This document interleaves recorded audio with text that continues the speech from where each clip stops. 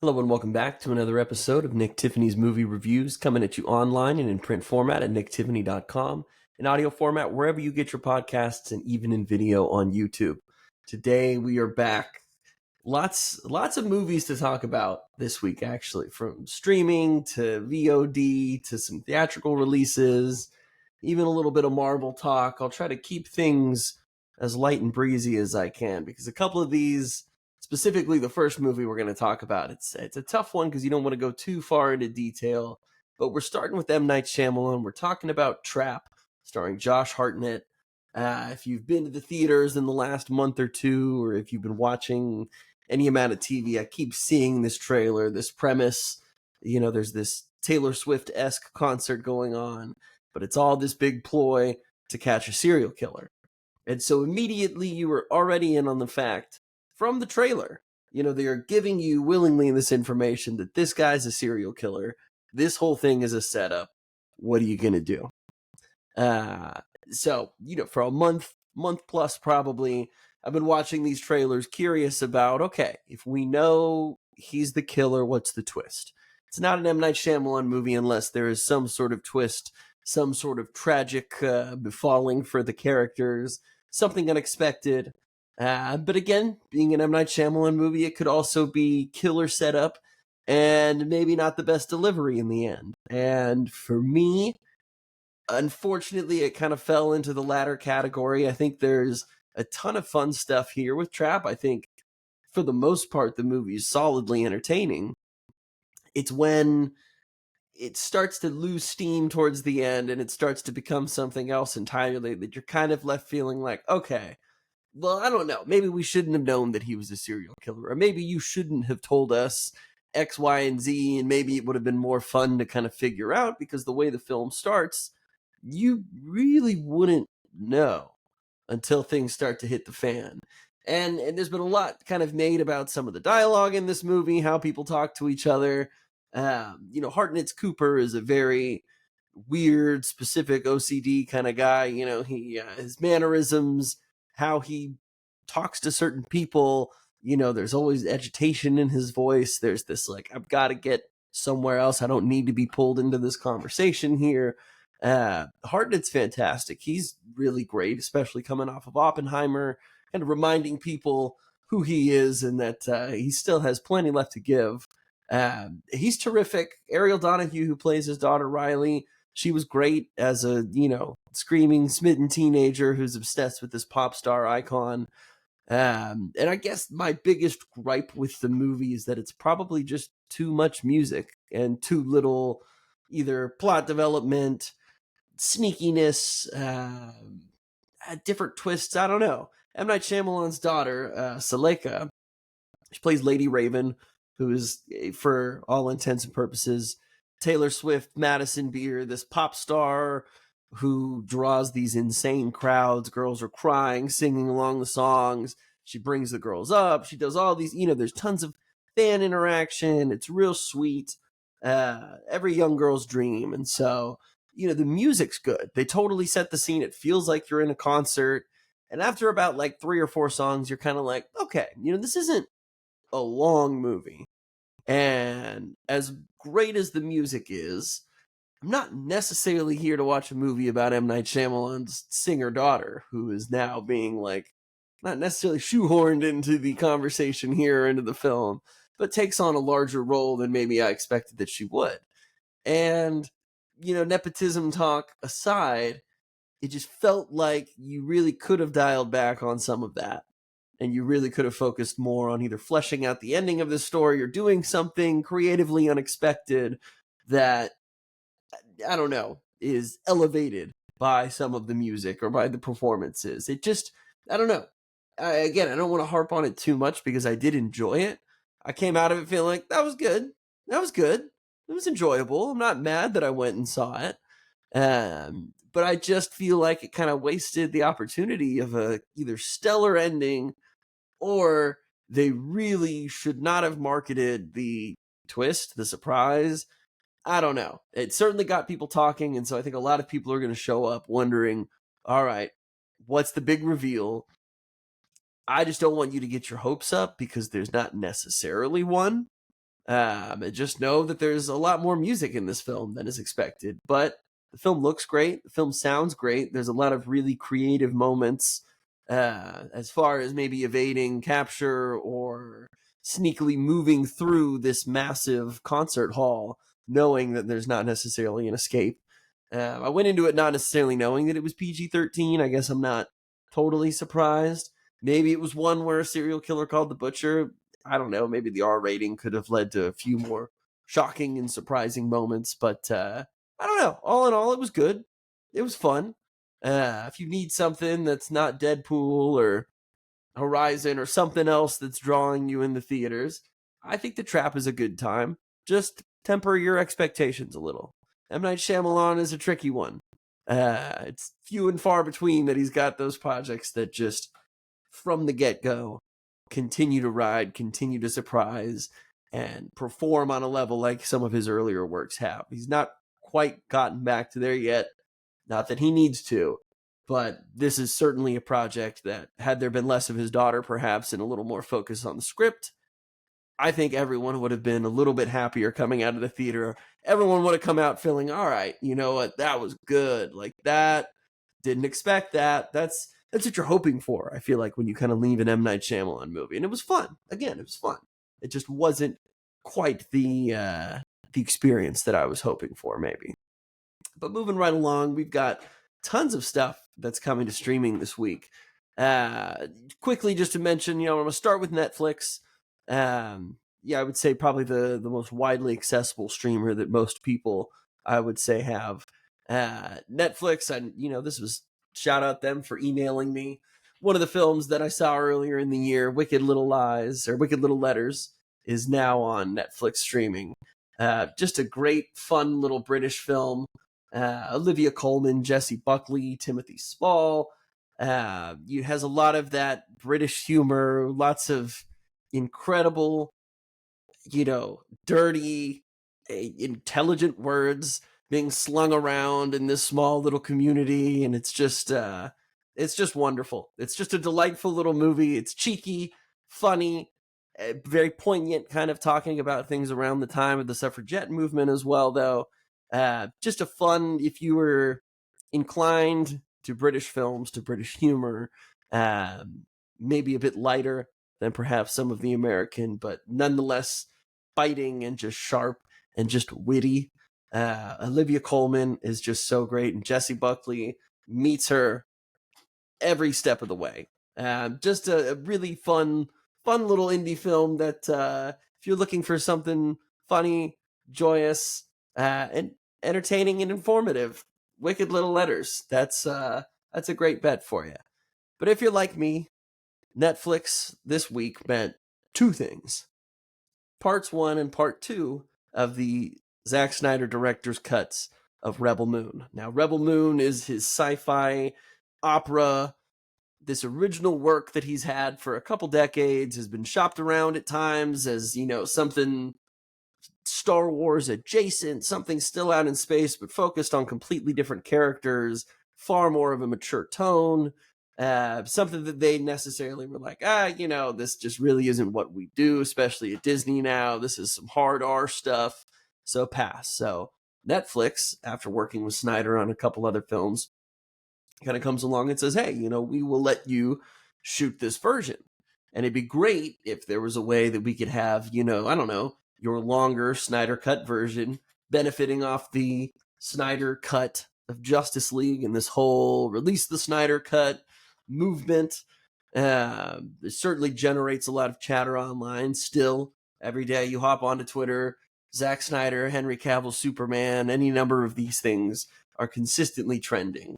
So trying to use some of that social media power, and they were like, okay, I'll give you a PG-13 cut, 2 hours each, clean, nothing too gratuitous, nothing too deeply rooted in the lore that I'm trying to create, but then I'll get to direct, my full vision, which is going to be, part 1 is 3.5 hours, and part 2 is just about 3 hours.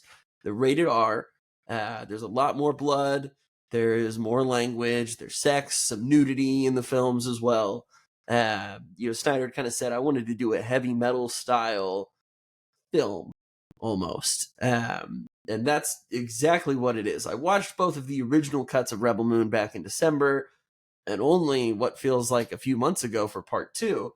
And, I am certainly probably more of a Snyder fan, obviously, than most are, admittedly. But I still had a lot of gripes with both of these Rebel Moon films. I enjoyed the bones of what they were creating, but I felt like they were just missing so much. Knowing that there were longer, fuller versions out there, it was frustrating almost that they didn't lead with those or drop all four of them at the same time and let audiences pick and choose, because watching the PG-13 versions left so much to be desired. It left you wanting more from these characters who they're establishing, who they want you to care about. It left out tons of moments where, again, for the modern day, if you are creating a film game, whatever, where you're using laser blasters, laser swords, all sorts of stuff, those rounds are going to go straight through someone's body, or completely slice them apart. It's just science. It is what it is. And so in the PG-13 version, you're like, oh yeah, like there's a little hole in his chest. Cool. Like that makes sense. And you're like, oh, that guy just got like a laser through the head. And they're not necessarily showing us the hole, but like that guy's dead. And it's not like these guys are like good people. These are horrible military people who were here trying to just enslave almost these farmers, picking on their weak and whatnot. So, like most Snyder movies, I don't lose sleep over bad people getting killed, even in gratuitous ways. But watching that director's cut, again, kind of like watching the Snyder cut of Justice League, it felt like almost immediately, wow, this is a totally different movie. The tone that they set early on is even more menacing. Ed Skrein's Admiral Noble is just an evil guy. He was already evil and really great, I would say, in the first original cuts of the movie. But in these rated R versions, I mean, it's hardcore. There is a lot of blood. There's a lot of moments that are just like really tense, even just watching and kind of like, oh, I've almost got to look away, but you can still hear what's happening. But from the get-go, and that's what Snyder wanted. This is a mature telling of what happens when a galactic empire is trying to stamp out revolution across the galaxy. It's not stuff that hasn't happened here on our own planet across thousands and thousands of years, and civilizations who come and rape, pillage, burn, bringing in new people to essentially work for them as their new soldiers, going out to die for them, endless reaches of the planet. But there's a seriousness to it in these versions that you really feel some of the hopelessness too, that I'm sure these farmers or people in this galaxy would feel. And I don't know why it reminded me of Andor. Not that they're similar in any regard, but the idea of showing an empire who could be so repressive, who acts so swiftly when it comes to stamping out any inkling of resistance, how quickly they shuffle people and forget them. Civilizations crumbled under this new empire, all in the name of a greater peace, of course. But there is, just watching how quickly it can happen and how it happens right under people's noses. And if you think the bad guys are going to actually be good, and when you give them what you want, they're going to spare you, that's not how it works, unfortunately. So again, like, if you're going to watch, I would encourage you to watch these fuller cuts of Rebel Moon. I think these are the ones worth watching. I don't think you need to bother with the 2-hour PG-13 cuts, because there's so much more by the way of story, by the way of even what happens in the background. There were moments in the 2-hour versions where I felt like, well, how did they? Okay, clearly someone must have tipped them off, because no way they would have known that they're here. And you're sure that there's a cut scene somewhere of someone talking or some transmission being sent. So there's just little things here and there that really help sew together part of the larger story as well, flesh it out, make it feel more complete. Especially in part one, bumping it up an extra hour and a half. You really spend quality time with all these characters, and you understand their motivations, even if you still don't get a lot of their background until the second film, maybe. those moments feel more organic. Some of the victories, some of the losses, the emotion, everything feels a lot more earned in these versions. Yes, there's some slow motion farming. There's some songs that people sing. There's a lot of moments that there's a comparison could be made for Lord of the Rings or some of these more folksy styles, whether you're in the Shire or whether you're somewhere like the Shire, and this idea of peaceful people who have no business fighting the army of Sauron and just the evils of Mordor.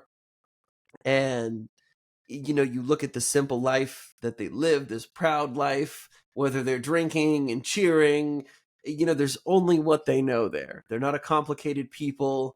Uh, and so I don't know, these moments where Snyder slows things down and you understand the appreciation that these people have for their land, for their work, for what they do for each other, not being as technologically advanced as everywhere else because they take pride in the fact that they work with their hands. It connects them to the world. Um, I don't know. A lot of that, for me at least, didn't feel like just filler. It feels like something that shows you why these people would fight tooth and nail to protect the only thing they have, knowing that they're going up against an unbeatable army, unsurmountable odds, but they have something worth fighting for in each other, in the work that they do in their land. And I don't know. I really, it's night and day with these different versions. I wish these would have come out first. There's already chatter online because I think a lot of people are feeling similar. It's like, why did you not just drop these? The release model is frustrating to say the least, especially when it comes to some of the response to the films too.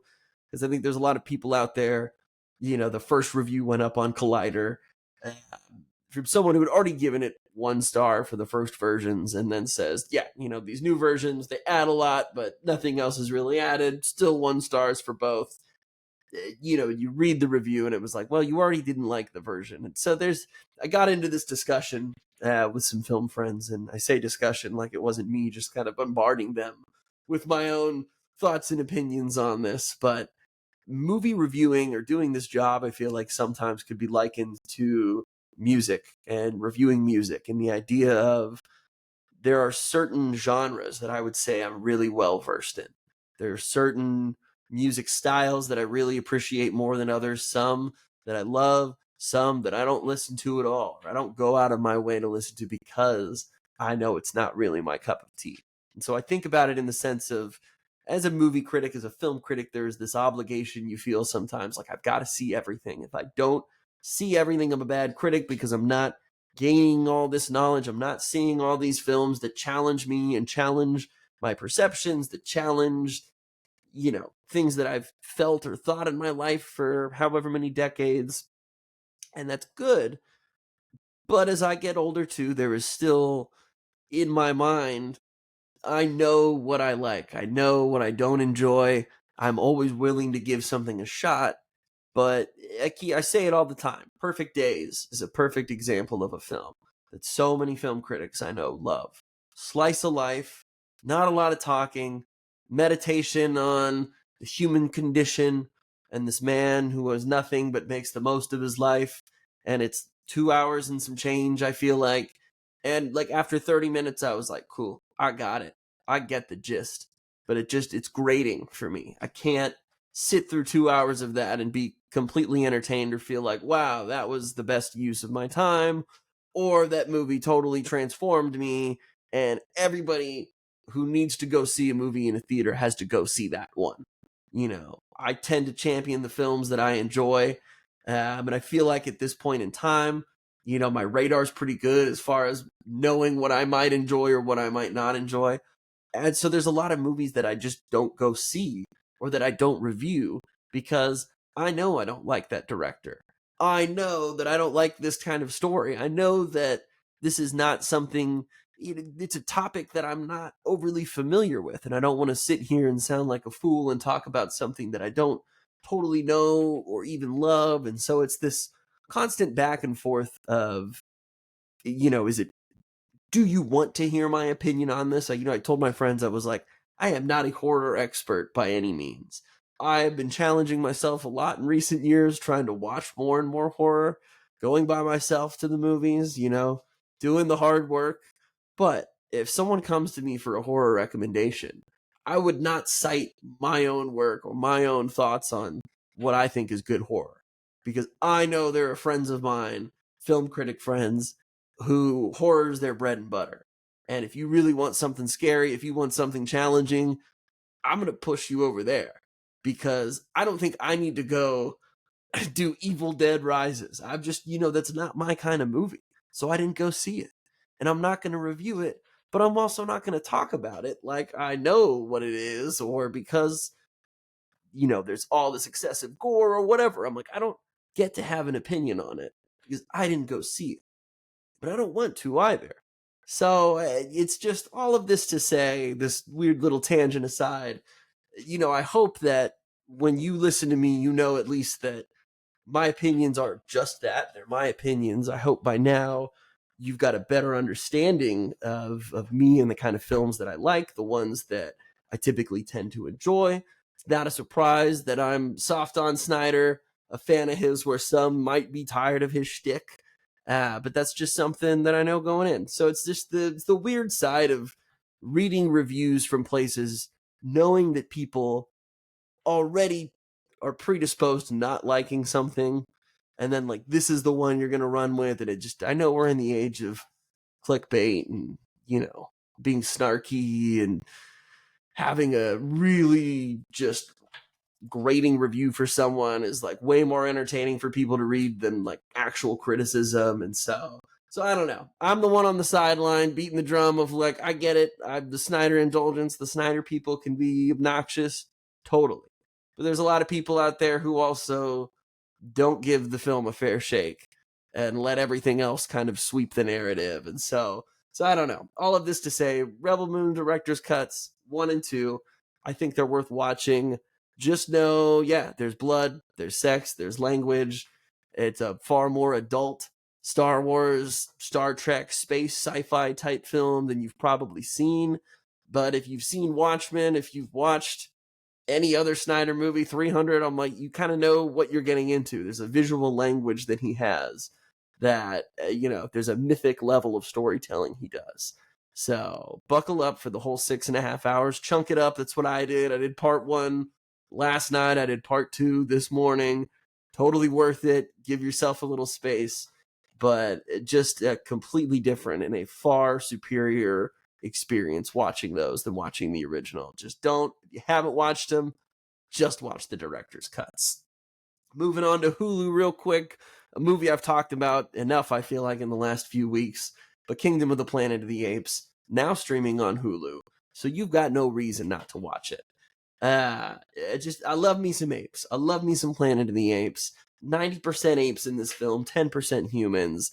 CGI has never looked better, and I just find it endlessly fascinating to watch this exploration and advancement of this ape series, how they're doing it in this modern era, what they're still kind of pulling from the original films, but how they're paving a new way for something by the way of science and just, I don't know, really curious and interesting new characters. Owen Teague's Noah continues to just impress me. I've gone back and I've watched this film a few times now, I'm sure you can tell. But just great. The deleted scenes, if you've got it on VOD, it's like 30 minutes worth at least. Really interesting just to watch the breakdown of them in the motion capture suits, using these lines, using their extra little kind of climbers and these little claws, how they get around to kind of give them that motion of the apes. Just fascinating stuff. Really cool. Kingdom of the Planet of the Apes, now on Hulu. And a couple new rentals on video on demand. You can own them digitally or you can rent them, for $20, own them for $25. You could go to the movies and probably spend $45. And so, I hear people go back and forth with this sometimes where it's like $20 rental. I get it. I totally get that. But that's because you didn't go see it in the theater, and you're probably not going to fly on a plane anytime soon necessarily, because I don't know why I think of that. I think of planes or places with like, oh, watch it now before it leaves theaters. So if you were looking for something to watch that's in theaters, but you can watch from the comfort of your home now, A Quiet Place Day 1 is now streaming. I still need to get around to this But another glowing recommendation came in from a really good friend of mine whose movie opinion I do trust. And it's one that kind of lines up with a lot of things I've kind of seen about this Quiet Place film, just being vastly different from the first two, being a really emotional story. Lupita Nyong'o, just one of the most incredible working actresses out there who truly can communicate so much just with her face. I think a perfect casting choice for that type of film. Really looking forward to seeing that. And Maxine, the latest from Ty West and Mia Goth, is also now on VOD. So if you have seen Pearl, if you have watched X, if you are prepared for the final film in that trilogy, you can watch Maxine at home now as well. It's one that I still think is probably the weakest of the three, but for completionists, for fans of Mia Goth, it's definitely worth watching. Just a little overstuffed with too many celebrities, I feel like. Kind of loses a little bit of the focus along the way, but it is what it is. I got to take in Deadpool and Wolverine again the other day. I went with my best friend because why not? I mean, it's just an awesome time at the movies. He needed to experience it at the theater, so, I'd be a bad friend if I didn't go see it in IMAX again. So, from the opening moments with Bye Bye Bye to the very end, Fox kind of montage, all these things, like it is such a fun movie. For a solid 2 hours, I sat there like, wow, that I'm just supremely entertained. I went and saw Trap after with the same friend. We went and saw that after Deadpool. And coming out of Trap, it was like, yeah, that was good, but Deadpool was just another level. I just, from entertainment value to just the effects being so much better, going back and checking on Deadpool 1 and 2 again, it feels more of a complete film. It feels like the budget finally matches everything around it. And again, Ryan Reynolds has to share the love. He's got to share the dialogue with other people, so he's not as obnoxious as the characters I would say he is. The fourth wall comedy, everything I think is just tighter, a lot better this time around. And my buddy and I, we got into a discussion afterwards because now that we're however many phases and films out from Endgame, all the San Diego Comic-Con news came out. Robert Downey Jr. is going to be playing Victor Von Doom. Joe and Anthony Russo are back. They did Infinity War, Endgame. They did Captain America, Civil War, Winter Soldier. These guys have clearly been missed as far as some of the structure, I think, of Marvel's, especially focused on the Avengers goes. COVID, writer strikes, everything has just completely shifted the balance of power, the balance of what audiences are really looking for. They've still got shows like Agatha coming out. There's an Ironheart show somewhere that's shelved right now. So, this is a time where Marvel is really trying to figure their identity out again. And so what do? You bring back the guys who are responsible for not only raking you in billions and billions of dollars, but the guys who are responsible for crafting the ultimate team-up film that Marvel's ever done, and probably any superhero film's ever done between Infinity War and Endgame. And so we just got to talking because he's thinking Deadpool and Wolverine. It's got to be one of the best films that they've done post-Endgame. And so I've been toying around the last day or so trying to think of, all right, what are my 5 post-Endgame Marvel films? Because it's easy to feel like, yeah, we're in a slump. Everybody from Jamie Lee Curtis online talking about Marvel being in a bad place. Deadpool obviously makes fun of joining Marvel at a low point too, but he and Wolverine are certainly almost $700 million on their way to bringing old Marvel back to where they need to be. But it got me thinking, what are my top 5 post-Endgame Marvel movies? And I'm going to say this is in no particular order. And I would also say that 2 or 3 of these, critically, I would rank higher than the others. There's a couple on here that are far more fun and entertaining than I would say maybe critically that are better than others. But that's just, that's the reality of movies. That's just how we do it over here, unfortunately. I'm not going to definitively say these are the best, but for my enjoyment and for what I've seen, I'll hit you with them right now. Deadpool and Wolverine would definitely be on that list. And that would be one where critically, Are there better Marvel movies that have come out? Yes, totally. Structurally, story wise, like a lot of them, though, they're going to have to kowtow to including half of a movie from another film or setting up 3 other movies. But Deadpool and Wolverine, from Hugh Jackman's inclusion to touching on the greatness of the Fox era of superheroes, so much to offer audiences. Genuinely one of the funniest things they've ever done. And just, I hate to use the term fan service, but if you are a fan of Marvel Comics, if you're a fan of these characters and you've been waiting to see certain things that you never thought you'd get to see, Deadpool and Wolverine just delivers on almost every level. It is just supremely entertaining. It is such a great time. Maybe think of Shang-Chi, which is going to be another one of those films in my top 5 post Endgame. Shang-Chi, again, I would say for me, definitely more of a fun film. Critically, there's a few things that I maybe have some gripes about, but by and large, it felt different enough. It felt fun. The action was really refreshing in new ways. A little bit of cool mythology kind of going along there as well. So Shang-Chi is one, I haven't gone back to it in a little while, but the few times I've seen it, I really just remember always enjoying the experience. And again, kind of looking forward to when we're going to get to see Shang-Chi again. Doctor Strange and the Multiverse of Madness would be a third one that, especially after watching a second time, definitely grew on me. Sam Raimi taking over the reins from Scott Derrickson was kind of a funky one. A big fan of Scott Derrickson as a director and a writer and the direction that they were going to be going with Doctor Strange. So I think some of that kind of just maybe frustrated me more so on the Marvel development side, disagreements and kind of him leading the project, bringing on Sam Raimi, who Evil Dead and Spider-Man, an incredible director in his own right, has his own unique visual style. So going back again and watching Doctor Strange and the Multiverse of Madness, superbly directed, really great effects. Probably because I watched her on Dancing with the Stars too. Really enjoyed America Chavez as the character because Sochi is a great actress. I enjoyed her performance in the character much more second time around as well. And again, for all the different multiverse stuff they do in there, there's some horrific and awesome moments that Sam Raimi delivers that just feel so different than anything else that they've done in the Marvel universe. Black Panther: Wakanda Forever, a weirdly forgotten Marvel film, it feels like, in the last few years.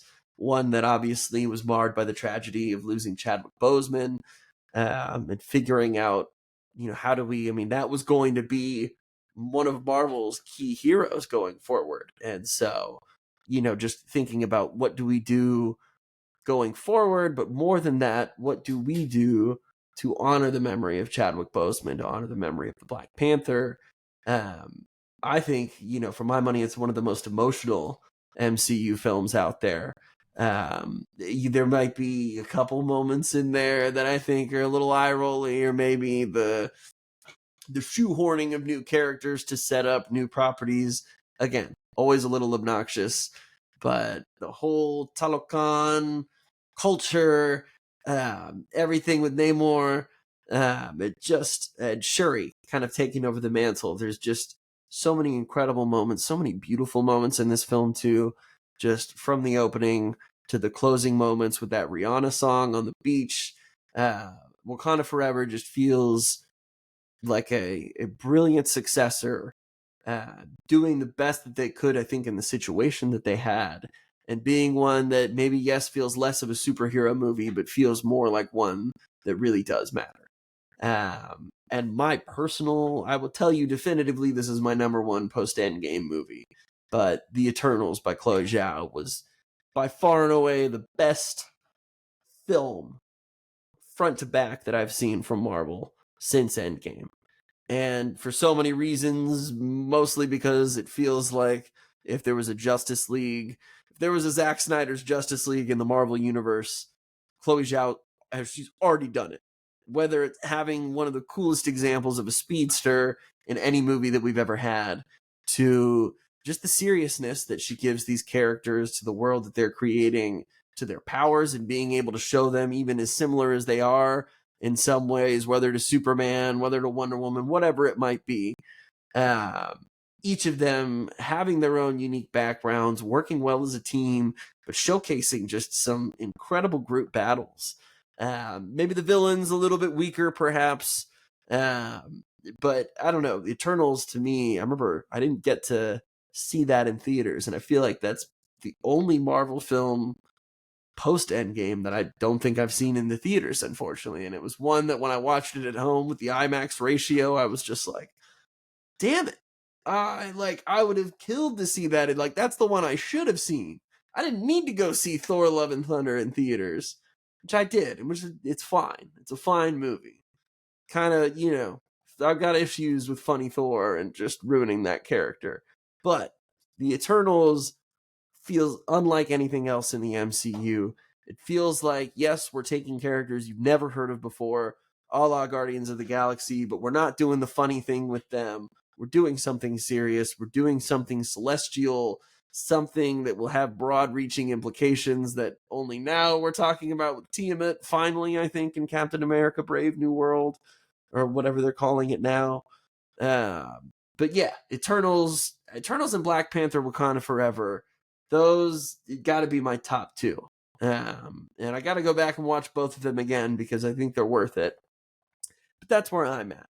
I don't know what you guys are thinking, but I would love to know post Endgame, pre Endgame, what your love of Marvel was like and what you would kind of rank it as now, especially after Deadpool. I've had a lot of people coming in through the bar at my restaurant, just more than usual, as far as people who either outwardly express to me that they've watched some new movies, looking for my opinion on something or looking to talk about it.